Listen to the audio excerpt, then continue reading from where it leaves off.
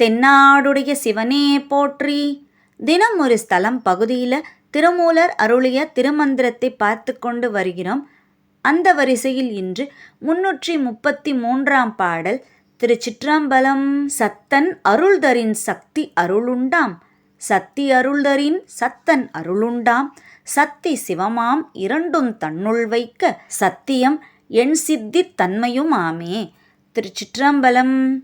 இப்பாடலின் பொருள், சிவம் அருள் பெற்றால் அதில் சக்தியின் அருளும் இருக்கும்.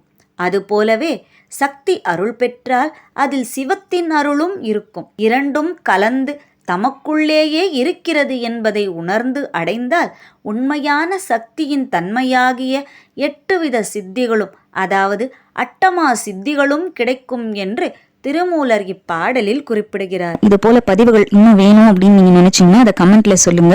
நம்ம சேனலை மறக்காம லைக் பண்ணுங்க, உங்க ஃப்ரெண்ட்ஸோட ஷேர் பண்ணுங்க, சப்ஸ்கிரைப் பண்ண மறக்காதீங்க. மீண்டும் சந்திப்போம். திருச்சிற்றம்பலம்.